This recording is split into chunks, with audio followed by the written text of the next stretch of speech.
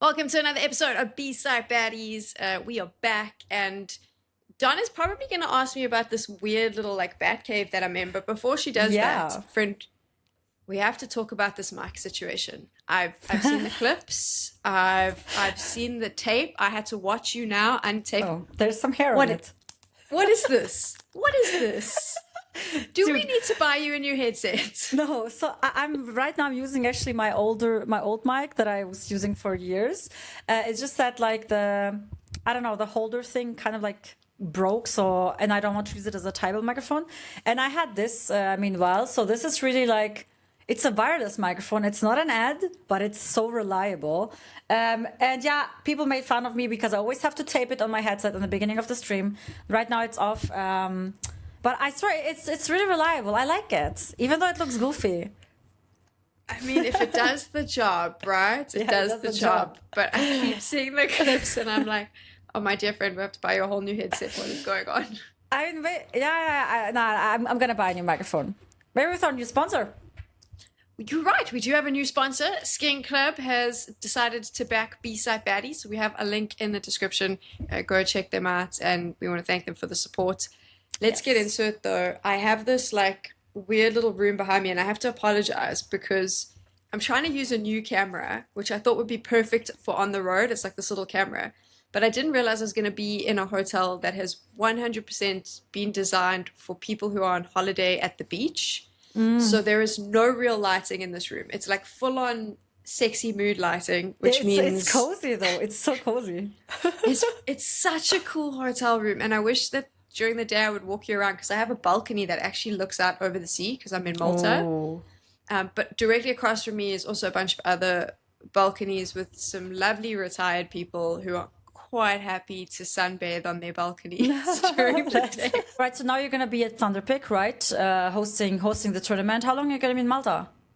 So I'm here till Friday, and then I'm actually heading home because I have another event to go to next week, which I don't actually think I'm allowed to talk about yet. But now that I've Oh, said it, okay. you'll know what it is. There is, you'll know. So I'll be doing another event. So I wanted to go home for a couple of days. So I'm just here for the group stages, not doing Okay. playoffs. I mean, I've just come back Yeah. from ESL Pro League. I mean, I was not there till the end. I was there for 2 or 3 media days. Have you watched the event? I guess you have. I watched bits and pieces. I actually went on safari, slap bang in the middle of it. Funny enough, when you were there, I went on a safari, so I didn't watch Pro League Oh. then. But I need to speak to you about this, Donna, because what you were there, what is going on with FaZe? Because I'm going to be dead honest with you. I was so shocked when Carrigan did that interview where he turned on and said that actually no one spoke to him from the organization about benching Rain. It just happened. And I was like, what is happening? Yeah, How was I he don't not know. included? I honestly, I find that hard to believe. I mean, I'm not saying he's lying, but I find it so hard to believe because I think Carrigan had always a big say in how the team plays and roster moves. I think he's a very important part of the team. So it's very odd to me that no one told him and then just said oh, we're just benching Rain. I think especially he's there's all type, you have different types of IGLs, right? For example, I would say Navi, I would say Blade has the most decision making and authority in the team. It's his team. And the others just playing his system, right? But I think in FaZe actually it's mostly Kerrigan who does most of the stuff, or at least I think he used to do that. So for me to not include such an important part in your team in a decision, I don't know. Maybe it is like that, but I would find that very weird that you all of a sudden don't ask the person that was the main part of your team and on how they want to play and everything. So yeah, I guess if they didn't ask him, very interesting decision making to just do that, especially if you want to change one of your not oldest player by age, but I mean player that has been in the team for the longest, because it will affect everyone in the team. It will affect the system and everything. And I think especially the IGL should know if that will work out or not, right? Unless something really bad happened, like some, I don't know, PR drama or whatever, where they say, yeah, we have to cut this player right now because, I don't know, he did something very bad, you know, and he's bad for a brand or something, then it's understandable. But otherwise, I think the IGL should always, especially an IGL like Kerrigan, and the coach should be included in the decision making. And I don't think anyone else in the team really has like, I would say, a heavy say in it. So it's weird. But yeah, I mean, it is what it is. Unfortunately, unfortunately for Rain, obviously. I think he's been a very good, like, important piece for FaZe, and now they replaced him. But he ended up playing with them anyway, so... Well, this is the thing, right? So I had trying to think. I did have I did not know it was Rain going, but someone close to the team said to me that it was a management decision, not the player's decision. And then when it got announced, I was like, okay, cool. So that makes sense.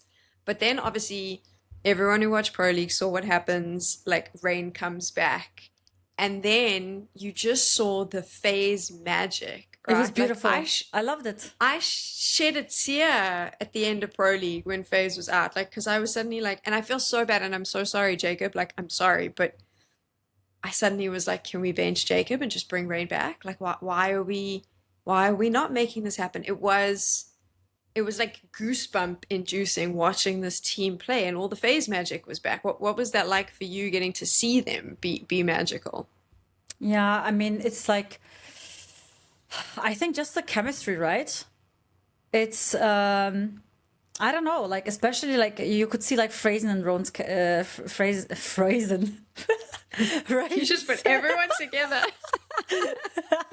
Frozen and Rains. It's Phrasen. The bromance is Phrasen. I kind of like it, and I'm gonna stick with it now. You know, I did some like interviews for ESL, like on Media Day, and I asked Frozen if he misses Rain, and then he said, he didn't just say yes, he said like, oh yeah, a lot. And that was like so genuine. You could just like see like how much impact he had, like also on the human side on the team. And I think, you know, it was like a last dance, I think, just like players playing together. Also Twist playing with Rain again. I think that was really cool because they've been playing together for a long time as well in FaZe. And yeah, I think it was like everything just like coming together. It was very magical. It was also like this last dance spirit, you know, that I feel like always like when you know a roster is being changed and you play with the same roster, like a player leaving, it's like always like it has like, so it can always have like some last dance magic to it. I feel horrible saying this though, because like, so for me, Pro League in the past is kind of that event that even though it's S tier, you don't really pay a lot of attention to it. Obviously, it was a lot longer before and stuff. But even this, you're like, oh, it's a studio, who cares? But like, FaZe gripped me, man. Like, I was committed to Pro League in the end. I'd gone away, I came back. I just thought it was, I don't know, I'm just super sad because I kind of want to see that lineup at the major now. I'm curious, how do you think it plays out? They've obviously moved to China now to compete. They're in CAC, and I think that they're doing IEM Shanghai or Chengdu or whichever one it is. They're gonna play Chengdu. Yeah, they're not going Shanghai. No, it's gonna be Chengdu now. After this PGL Asia tournament, and then Chengdu. I saw that they lost today. It was like I think best of one, right? I think it was best of ones today. Yeah. But I mean, I don't know. I don't think that means anything. It's also like, you know, they're traveling far and they just come from another event. They switched it now again. I don't think this means anything. But yeah, we will see now how it will play out long term with a new lineup, and now with Jacob back, and now the addition of Twist. I do think in general, just like with Twist coming back, they're going to do much better or be more consistent. I think he brings a lot to the team, and you could see that was vibing very well. So yeah, I'm actually excited for this new phase. But yeah, I really love the EPL phase as well with Rain. I'm like a huge Kerrigan fan, so like anytime FaZe does well, I get excited. So I just hope that this works moving into the major. I mean, So during the rest, Pro League was like, it was a very interesting time, this particular Pro League, because I think that the stakes for this were a lot higher, especially leading up to the major. Like for me, I felt like the pressure was a lot more on like a lot of the bigger teams. Did you feel that as well when you were there chatting to them, having a chance to speak to them? I do. I mean, even though it was just a studio event and Pro League is like long and whatever, but I could feel it was for everyone like a testing and proving ground. Of course, they knew this was not like their main goal or something, but I think for Vitality, for example, who won the event, it was very important to show that they're back again or that they can be on top again. And they have gotten like so much like, you know, not hate, but like I feel like people started doubting them and said like, oh, era is over, whatever. And for them, it was very important to say like, hey, we are back on top again. And this was perfect for them, you know, to get like this like motivation boost for the major. For Navi, it was very important because they have been struggling. Yes, they won the Starlighter series event, but I talked to them and also to Blade, and they said like, it's of course great for motivation, but they know, they're aware it was not like crazy competition, you know. For them, it was important as well to perform well at EPL against better teams. For Mouse, they lost in the finals last EPL, so they wanted obviously to make it even further, to improve. For a lot of teams, I think it was like really like, hey, this is a perfect testing ground for us. We're playing against the best, especially like in the stage 2, right? And it's not so much time left till the major. It's like not even 2 months left. So of course for them, this is probably like one of the bigger events besides Chengdu that they can prove themselves and can get the confidence boost they need. And I mean, you could see it also in Falcons how frustrated they were to lose it, because they didn't get, it was not like, it's just EPL. Like they actually really wanted to win it. They needed that win. So talking about Falcons and that frustration, because you're 100% right, they needed the win. Also, I felt like Vitality winning in such a dominant fashion in the finals probably didn't feed very well into Falcons either.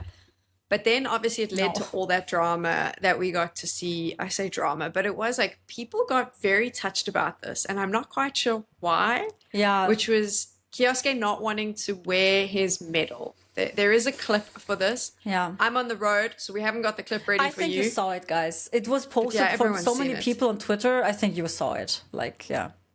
What's your take on that, Donna? I have quite a strong opinion on this, but I'd love to hear yours first. Okay, it's great that I don't know your opinion, so let's see if you're on the same side or not. So the first time I saw it, someone reposted it on Twitter.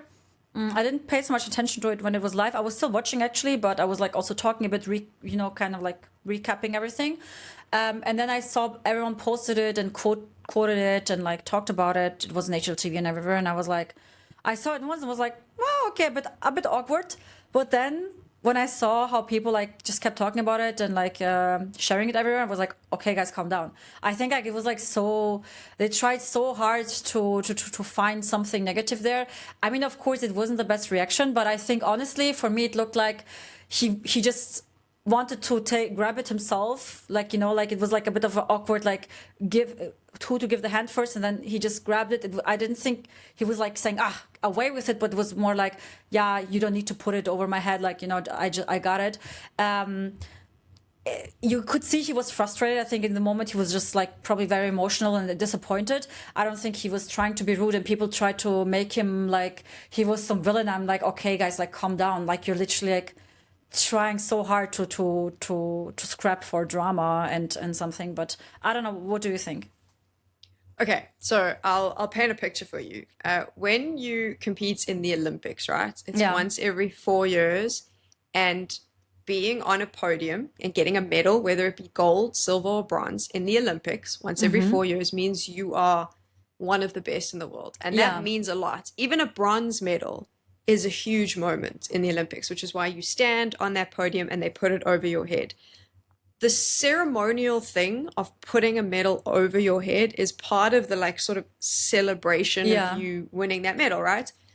It's very different when it's a competition where winning is the pinnacle. Coming second isn't, okay? So in those cases where it is like what happened at EPL, where you have just lost the grand final, it isn't a celebration to get that silver medal. And like I get it for someone watching at home, but sometimes I want to smash my head against a screen and just be like, have any of you ever played competitive sports ever once in your life? You play the game, like surely you play the game, like it sucks to lose. No one wants to lose. And in that moment I would feel the same. I wouldn't want the whole pomp and ceremony of you awarding me my silver medal, because to me it doesn't feel like a reward. it sucks. I just lost. I think all the kid did was take his medal. He didn't want it over his head. He didn't want to wear it with pride. Yeah, he just wanted to take it. He just wanted to take it because he was sad because he lost. And there's nothing wrong with that. I don't think it's bad. I don't think it's bad sportsmanship. I think it's completely justified.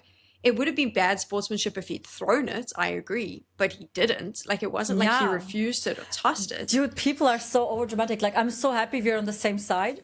Because Imagine I we honestly, weren't. Yeah, I mean, it would be fine. I think we two could be different opinions as well. Like, we wouldn't, like, smash each other's heads. No, but honestly, like, yeah, it's... I don't see the drama around it. And I feel like... I will not name anyone, but there's some people who just like don't stop talking about it. I'm like, okay, dude, but it's also chill out. It's really as you know. I have never heard someone saying, "Oh, I got second place at the major. I got second place at IEM." That's not how CS works and how the community works. Of course, it's good, but the aim is to win and to be the best. And I love your comparison with like Olympics because it is definitely an honor to get silver or bronze because you're some of the best in the world, and it's like such a rare event, right? And it's completely different. But here, nah, that's and also it's like ESL Pro League second place. I think it's not like he will like dream about it. I think it's okay that they gave the second place medals, like fine, but I agree with you. He doesn't have to like make a big deal out of it, and yeah. I don't know. I don't think that makes him like a villain or edgy or toxic, you know? I do think that maybe the feedback to like an ESL would be like, hey, maybe don't do a big medal presentation. I get that you've got these medals for them or whatever, but a lot of the time, like they just want to get out of there because they've just lost. Always. They always want to get out of there. It's normal. Even let's maybe not do that. I see it even like on the interviews, you know, be like whenever like I do like at the big events, the own interviews. The loser team, even if it's the finals, even if they made it all the way till the finals, I never see them happy. They're never, because I'm at the media zone where they have to walk past, right? So I always see their faces after they like get off stage, and like they're always insanely frustrated or disappointed, and it's so hard to get them to interview. I don't even want to ask them because it's like, you know, it's like always mostly just like sometimes IGLs or coaches do like interviews after losing, but the others, they straight go to like the player lounge and want to go to their hotel. That's how frustrated it's every time the same. It's for every team. There's not a single team that wins, that loses and are like, okay, at least I got second. They're always tilted, always.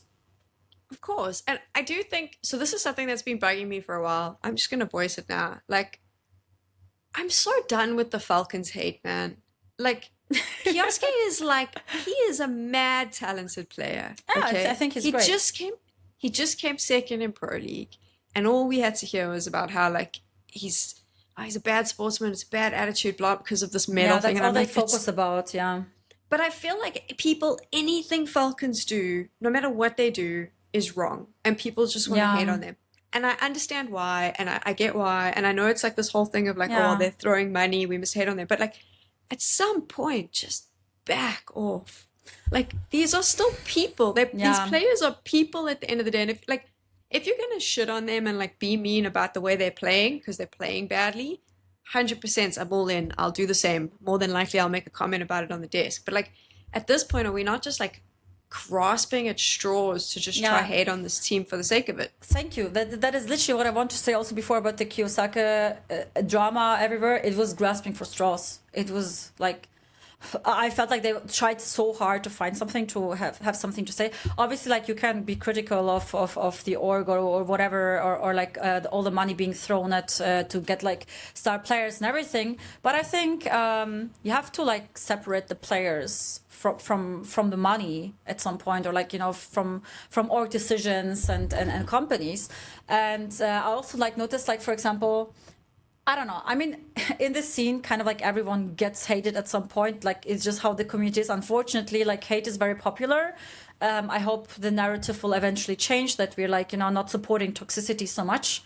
And it's like not being like, you know, so pushed. If people are always like toxic and like not criticizing, but actually just like, you know, trying to bash someone.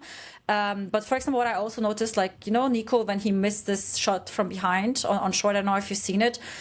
It was a bit funny in the moment. I was co-streaming it, and when I saw it, I was like, "Oh no, not like this," you know.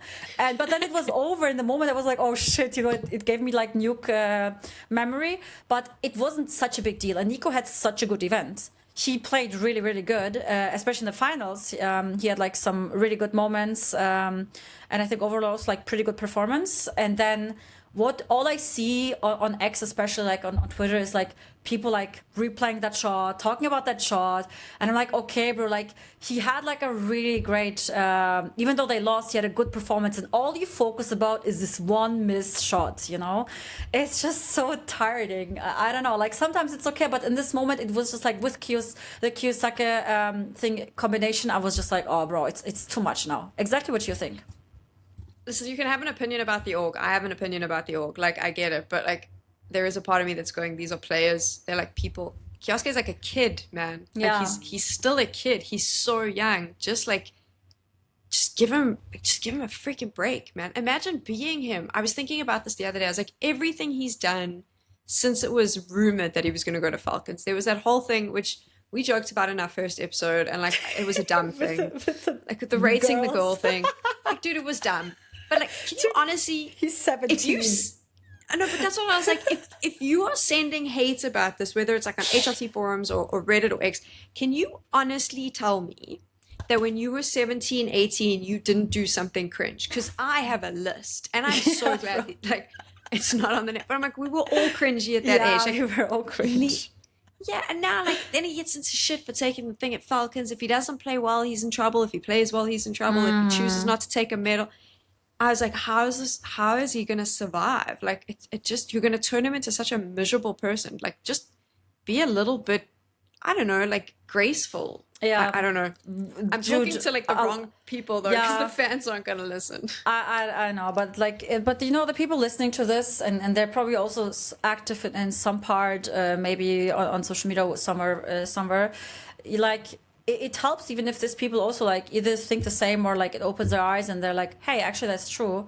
There's like, why is there so much like, you know, hate going on, and these people can't participate to stop that, because if you call out stuff like this that it's stupid and it's too much, then eventually it will not be cool to overhate stuff and people so much, you know.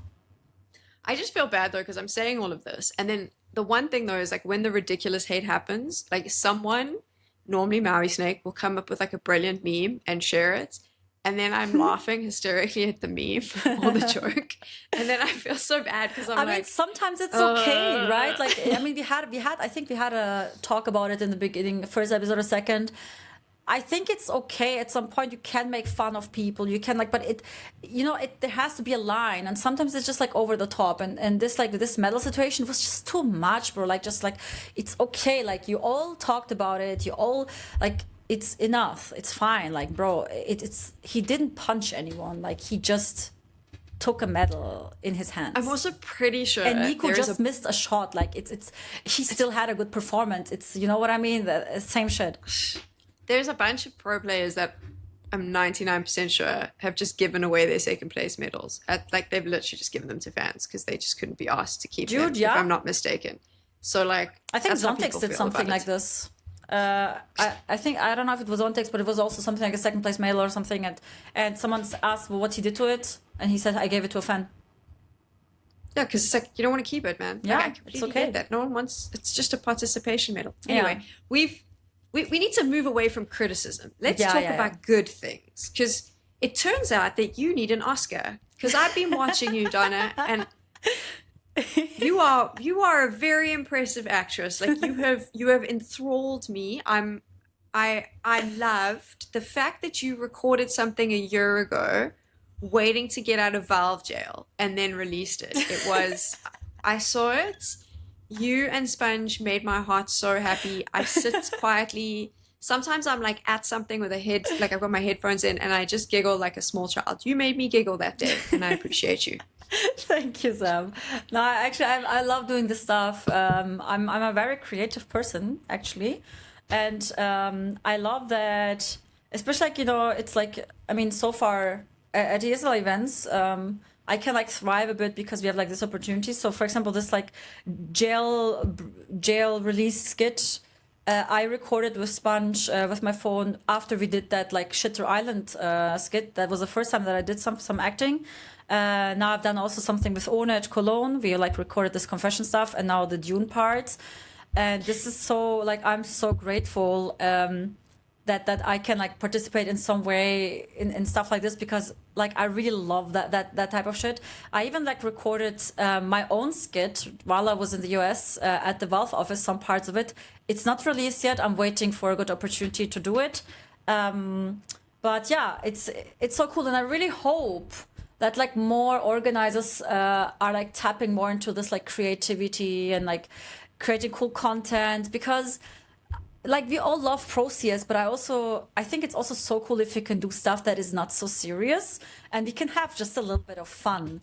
And I really, really hope that other organizations like, you know, get inspired and maybe also do stuff more stuff like this. It would be so cool. And yeah, maybe we get more skits in the future, hopefully. I remember when we did our Cologne recap and you mentioned the skits and you were like, it was done, they couldn't put it out. Now we got to see it during Pro League. Yeah. But I mean, I've loved everything you've been in. I thought the June casting was spectacular. I'm talking as a skit critic now, if you like. My dream I'll tell you, my dream started, I think it was a Cato, I am Cato, Shocks and Freya and Steel did a skit about Curse. It was Crosshair. It was Crosshair. Yeah. I remember that. It was funny as fuck. Yeah, it was all the sexual innuendo and penis size jokes, and I was just like, it's the first time I've ever felt proper FOMO. I can't act for shit. But in that moment, I was like, I wish I was in that. I wish I was in that skit, and because it's just incredible. But I'm curious now. So you did Pro League last year. That was when you did your first skits, and I remember the Shadow Island one was so good. Were you like prepared for that though? When they said to you, you're going to come and do the skits, were you ready for it? Were you scared? Because like for me, I know I can't act. Like the moment you ask me to act, I fall apart. So I'm like, yeah. Did you know you could do that? No. So actually, I've never acted before, and now I'm gonna sound like I'm hardcore flexing. But so yes, so like the guy who did the Shutter Island skit, his name is Frank. He's a genius, by the way. He's doing not all the skits, but a lot. He also like wrote like the Dune skit now.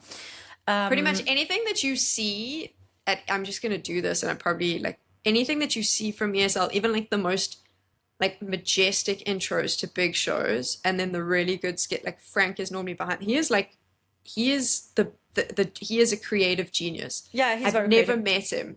Yeah, he only ever WhatsApped me, but he is like. My dream would be to just climb into his brain for a day because he's incredible.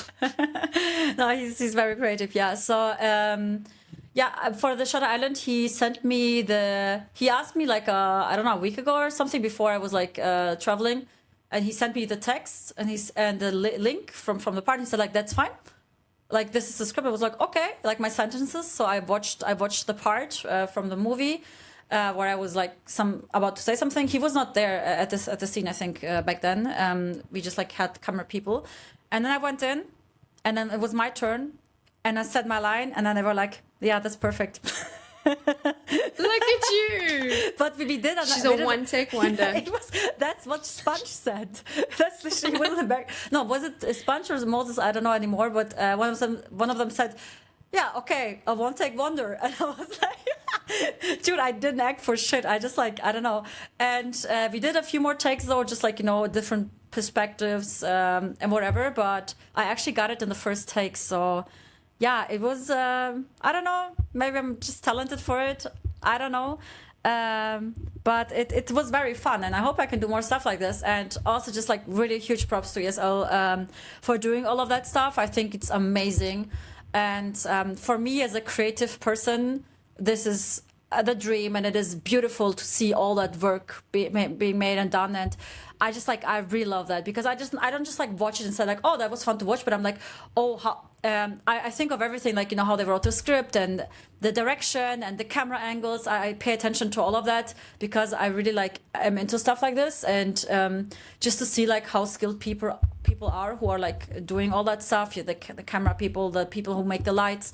Trust me, it is like it makes such a big difference, you know, when you have like people who are very skilled in that coming together, and you can just see it. And I think also like all the talents participating are very good at it. Like I think Sponge is an insane actor, La Machine, like there's so many people who are like good at it. And then you have like players who you think are just like players, and then they like also come with some crazy acting. I mean, even like Blade's reaction with like on Dune's Skit, like Abomination, I think it was so good. And you would not expect it from someone like Blade, that he would actually like do some like fun reactions. I love that. And yeah, I hope we see more like this. So I think that the June ones are incredible. Like they're works of art in their own Yeah, rights. But I've 100%. always kind of I've enjoyed the ones that are also like that kind of poke fun at like just like CS culture. So I think like the first time they started doing confessions for Cologne was just like insane. Like they had some really funny ones. Yeah, I know. And I think Maui was still involved in one of those, and it just made me freaking laugh. But then the one that I loved this time for Pro League, which blew my mind because, listen, like kudos to them for owning this era, like, and making a joke out of it, which was obviously the sound we all know about. Like we spoke about this, the crowd mics. Oh, I love that. And then if you haven't So seen the good. sketch, you have to go watch it. It's on ESL's Twitter page. If we could rewatch it, I would put it up. But they basically just took the piss at themselves for making that mistake. I love that. And Henry, he did such a good job. Yeah, he was I good. loved at the end the line about how he would find someone a position at his old job at PGL, because he was obviously the sound guy that stuffed up for ESL. Like just all of it was really funny. Yeah. Everyone was poking fun. There were so many like silly comments. There was a dig at Henry at one point. Like everyone just was like lent into it, and I loved it. And when Machine so runs through the door about the I Twitch laughed chat, so much. It was like they dropped the N-word. And Machine did it so funny. He like you could see how distressed he was, and you know they were like all not saying it, and then him coming like just like going like running there and saying it. It was like so hilarious, man. No, this was so funny. I really loved that. I really loved the one with Aurora. About with Sponge, like the whole beef. Yes, I love that they turned this whole like Twitter brief and the drama into it, because like, you know, Sponge, and he had some drama with the Aurora fans, you know, with some fans from the Turkish community, because he didn't name Aurora at some point, and then or sometimes, and they were like very angry at him, and then bringing him in front of like this like judge thing, and like the Aurora players being judges, and Sponge being like convicted, and then saying I will call you Turkish mouse. That was so hilarious. So yeah, guys, this is obviously not an ad for ESL. It sounds like this, but you should you should check out their YouTube channel and check out some skits. Amazing work, and they deserve props for that. And I really hope that other people will do the same or similar stuff. I feel like Frank should just be given his own TV show. We want new episodes every week, just funny skits. But like, I think would subscribe to that's like, yeah, that's my favorite thing, right? About this has always been my favorite thing about competitive CS. Is like we are all like banter's fine. I know we were talking earlier about being nice. I think shitting on players for the sake of it isn't cool. But like this sort of banter where That's we can fine. poke fun at each other. Yeah. I don't know. Is it fine? Like it kind of is. It's the culture of our community, right? Like you make a mistake, we're gonna joke about it. We're gonna poke fun at you. That's we're gonna cool. take the piss That's out fine. for a bit. Yeah, Yeah. and I kind of love it. Like and that's why I think these skits are so fun. I also know that it's quite expensive to put these all together, right? There's a lot of work behind the scenes. So I understand where like it isn't maybe always possible to do the incredible sort of like movie recreations and stuff. But I do hope that like other creatives in the space go, hey, we can also do some fun stuff. Yeah. And let's find cool, affordable ways to make this happen, because it's very clear people love that content. And I think it also just speaks to like, once again, I'm just shooting myself in the foot because it's my job in between games to be on the show. But I want to be like, there's so much more than just a desk. Like, there's so much more we can do. Like, do more of that, because that's really fun. And Yeah. I just love them. Dude, I don't want to shoot anyone in the foot, but I think we need to make desks more interesting. I'm gonna be honest. I like mean, sometimes I'm on the desks- desk and I'm saying it. Yeah, and I love listening to you, and I also have other people on the desk or whatever. Depends on the combination, obviously, but sometimes it's a bit like, oh, okay, I'm gonna go FK now. You know, it is. I think that's fine also if you say that, because you know, like we're here to improve and make everything better. And I think Counter-Strike is the best competitive game in the world. Obviously, I'm biased, but I think we have a cool community, and we have great TOs who make like cool events, and we have funny players, interesting players, cool teams. We have cool talents. We have like such a cool pool of like such a big pool of interesting people, and I think we should just like all put our heads together and try to make the best out of every situation. I think it's okay to like, say, hey, this is maybe a bit boring. We could do this and that better, because we all just want to have better content in the end. Exactly. Do you know what I love about every episode we do for B-Side Baddies? It always ends with us at the end trying to make Counter-Strike great again. Yes. That is basically every time. One thing about Counter-Strike, I don't know if you've seen, they're testing something. So now if you fake defuse and you stop, like your view model needs longer time to reset now. So now it's harder to fake because you need like more time to get up and shoot. And it's like I saw that today. Yeah, so I saw before and after picture. It is like a small delay. So maybe for like beginners it will not be noticeable, or people who are like just playing for fun, whatever. But people who play like on a higher level, they notice it. But what I like is, first of all, I don't know why would you do that change, because it feels like they're just trying to make the game more beginner friendly, which I don't like. I know it will bring in more people maybe, but I think the good thing about Counter-Strike is that it is like a bit hard to master. And I hope it will not like become more and more like, like easier to master. It would really suck, and it would ruin the competitive feeling about CS.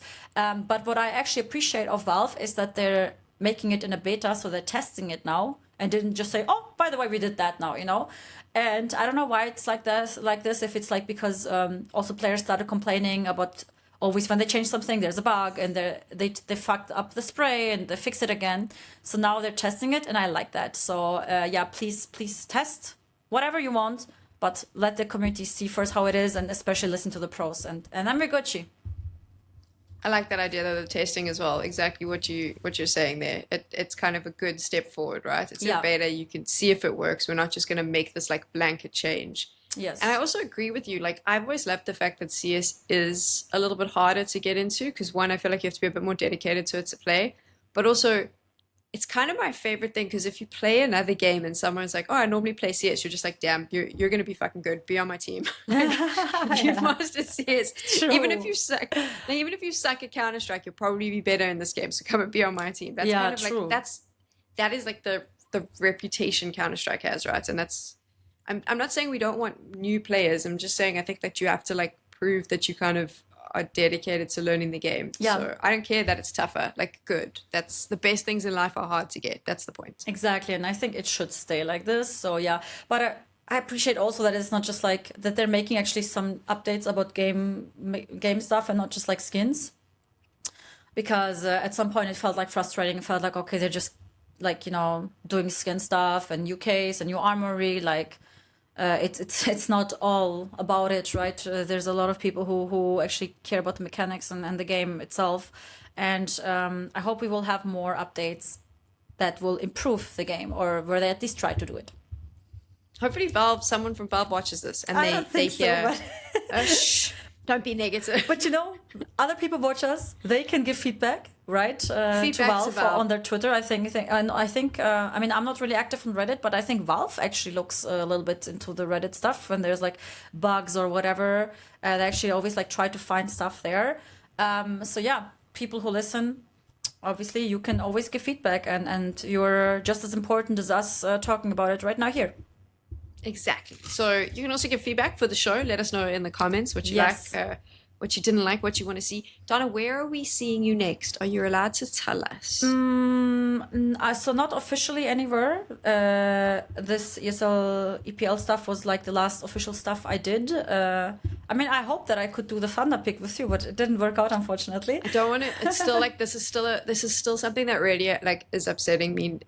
That Donna wasn't here, because I banked when I accepted this Tunderpick job. She did Tunderpick last year. I banked on her being here, and I thought that this was finally our opportunity to actually meet in real life, but also work together. So It's gonna still a work little out bit bleak. eventually.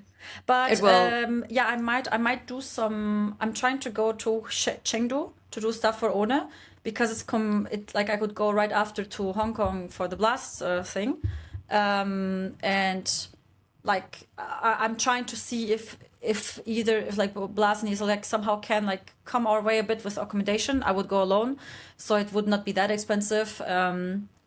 Because I don't want to ask of Una obviously like to pay the flight, hotel, and my rate as well, because it's like then a bit too much. So if maybe one of the orgs comes a little bit my way, I might go to both events, and it will not be for official broadcast, but I will do content, and I think people always appreciate the extra content I do there with teams, players, and especially the fans. I hope it will work out, because I have never interviewed fans in this region ever, and I would love to see how they are, honestly. And if they even Is know. it bad? I don't know. I'm so selfish, because I was just like, we have to get Dona to Asia. Like, we need to get you to Chengdu and then on to Blast, purely because then we can do podcasts while you're there, and you can tell us all about it. Because I want to know like all the insight. I want to know about the fans. I know what other people have told me about how insane it is with like the Chinese CS fans, but I want to hear it direct from you. So fingers crossed it happens. Thank you. Just for B-side Baddies fans, so that we can have this. That'd be pretty cool. Yeah. Oh man, Sam, I think it's 9 p.m. for us both, right? Is it? You have the same time, right? And I'm working tomorrow. Yeah, we should probably end the podcast. Yeah, I'm gonna tune in for sure. Guys, give us feedback. As I said, by the way, someone said I say a lot of like. That is true. I'm trying to get rid of it. I try to say less like this time. So please, if you pay attention to it, let me know if it got better. But I'm trying to work on it. Okay, promise.